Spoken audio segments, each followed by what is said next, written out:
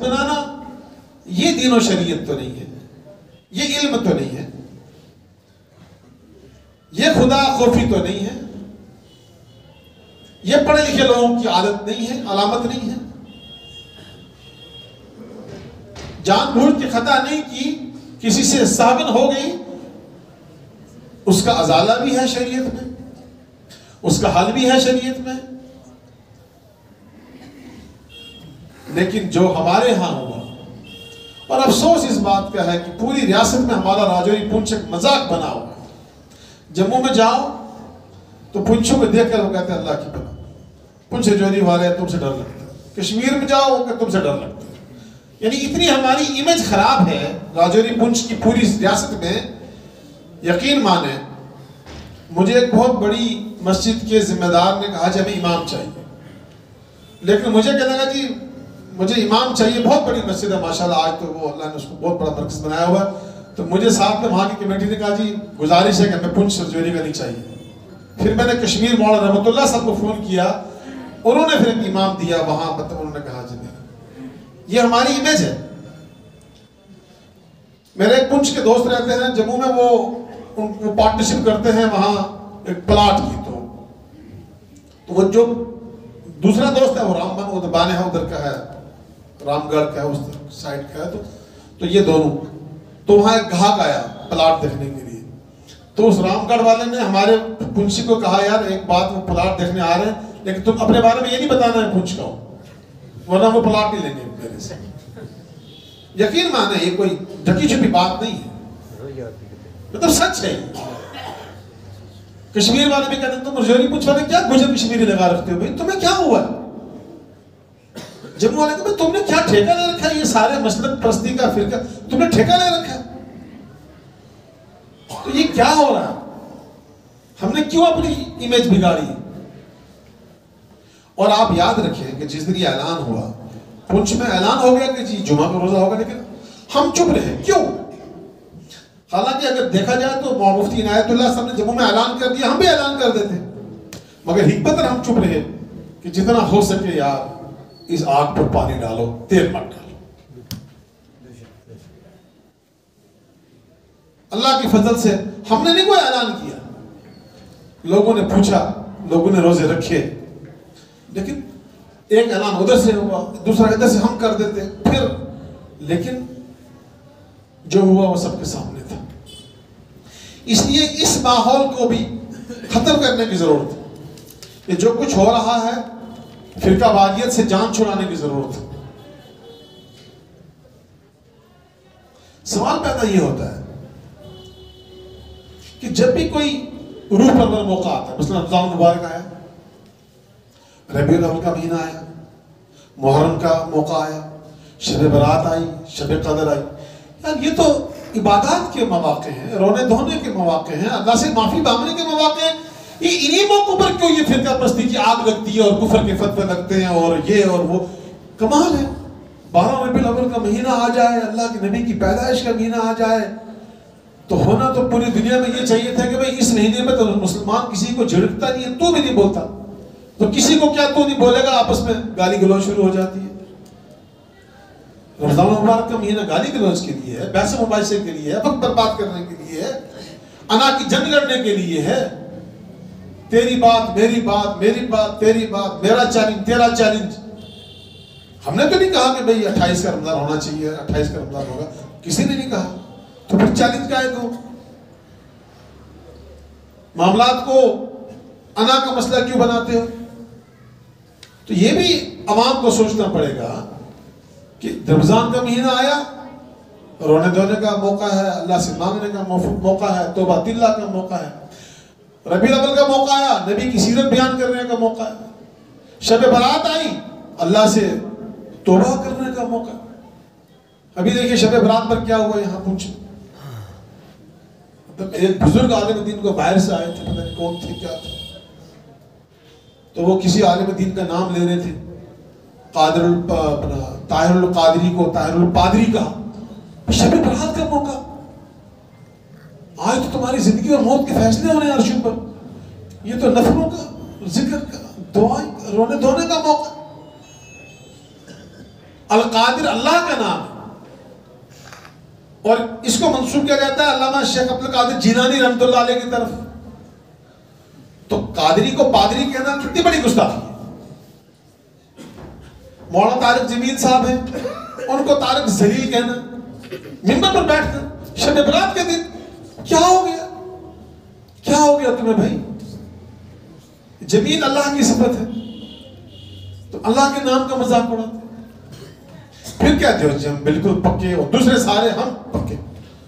بھائی گستاخی تم کرو، قادری تم کو، قادری کو پادری، نعوذ باللہ. ہم تو کبھی یہ سوچ نہیں سکتے. ہمارے تو جگر گوشے میں بسے ہیں شیخ عبد القادر جیلانی رحمۃ اللہ علیہ. ہم تو دل و جان سے ان سے محبت کرتے ہیں. ہم قربان ان کی جوتیوں پر، ہمارے بچے ہمارے ماں باپ قربان ان کی جوتیوں پر. یہ کیسے ہو سکتا ہے کہ اللہ کے نام کو کوئی اس طرح پکارے پھر کہ میں عاشق ہوں اور دوسرے گستاخ ہو جائیں، گستاخی کریں خود دوسرے گستاخ ہو جائیں. یہ میں احتراماً عرض کر رہا ہوں کہ ان چیزوں کو ان رویوں کو بدلنے کی ضرورت ہے. اگر یہ سلسلہ چلتے رہے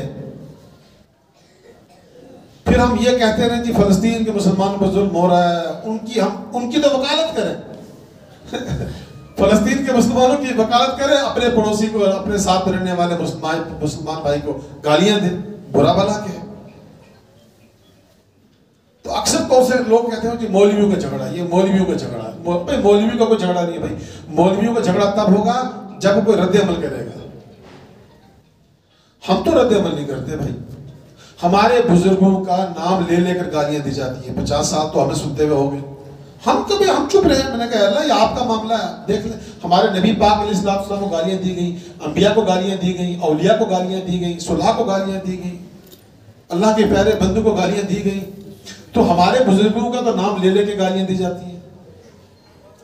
اور جب خود کسی نے فیس بک پہ لکھ دیا تھوڑا سا تو ڈی سی صاحب کے پاس پہنچ گئے، کورٹ میں پہنچ گئے، تھانے میں پہنچ گئے، گستاخی ہو گئی. یعنی آپ کی شان میں گستاخی ہو گئی تو تھانے میں پہنچ گئے. تو دوسروں کے بزرگوں کی، دوسروں کے پیر و مرشد کو آپ گالیاں دیں اس وقت. یعنی حضرت تھانوی علیہ رحمہ ہمارے پیر و مرشد ہیں، حضرت قاسم نانوتوی رحمۃ اللہ علیہ ہمارے پیر و مرشد ہیں، حضرت مولانا حسین مدنی رحمۃ اللہ علیہ ہمارے پیر و مرشد ہیں، اور یہ اللہ کے ولی ہیں. کاش علماء دیوبند کے حالات پڑھو. اور ہم نے بھی غلطی کی، اور انشاءاللہ مہم چلائی جائے گی اور عوام کو بتایا جائے گا کہ علماء دیوبند کا تقویٰ، طہارت، ولایت کیا ہے. اور علماء دیوبند کو بدنام، چونکہ پروپیگنڈا ایک ایسی چیز ہے آج کے دور میں، پروپیگنڈا ایسی چیز ہے کہ جو اس میں ماسٹر، وہ دوسرا بیچارہ کھڑا ہی رہے گا. پروپیگنڈا ماسٹر چاہے وہ پروپیگنڈا کرنے والا جھوٹ کو ایسے بھیج دیتا ہے کہ سچ وہیں کھڑا رہتا ہے.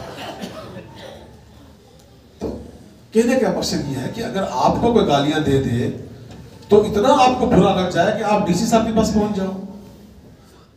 گالیاں ہم بھی دے سکتے ہیں لیکن اللہ کے نبی کی تعلیمات نہیں ہیں. ہمارے پاس ہی بڑی عبارتیں ہیں، بہت کچھ ہے ہمارے پاس بھی دکھانے کے لیے. ہم بھی بہت کچھ دکھا سکتے ہیں، بہت کچھ ہے مواد، بہت کچھ ہے دکھانے کے لیے. ہم بھی عوام کو دکھا سکتے ہیں یہ کتاب، لیکن یہ اسلام کی روح کے منافی ہے.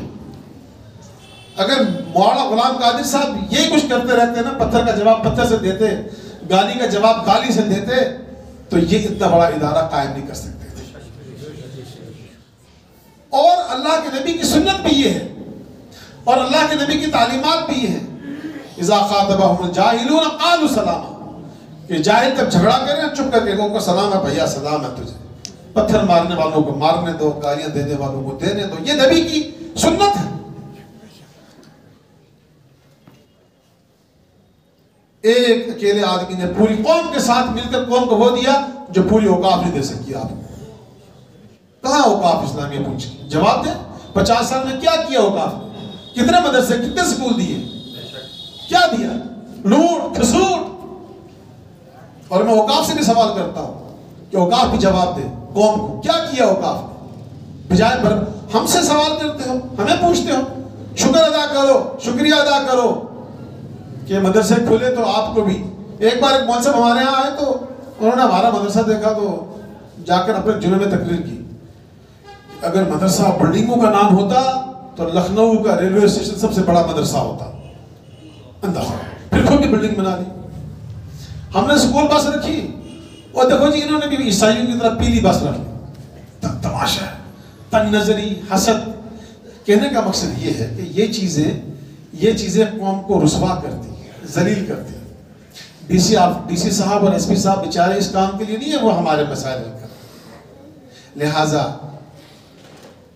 قرآن مقدس کا جو ارشاد ہے وَاعْتَصِمُوا بِحَبْلِ اللَّهِ جَمِيعًا وَلَا تَفَرَّقُوا، ہم عوام کو بھی خبردار کرنا چاہتے ہیں، بیدار کرنا چاہتے ہیں کہ وہ فرقہ واریت کی لپیٹ میں نہ آئے، اس حسد کی لپیٹ میں نہ آئے، اور وہ سنی سنائی باتوں میں یقین نہ کریں. وہ علماء دیوبند سے بلا وجہ بدگمان نہ ہو. وہ علماء دیوبند کے حالات پڑھیں، ان کی قربانیوں کو پڑھیں، ان کے کارناموں کو پڑھیں. یہ پورا بر صغیر آج جو دینی بہاروں سے لہرا رہا ہے یہ دارالعلوم دیوبند کی دیر ہے.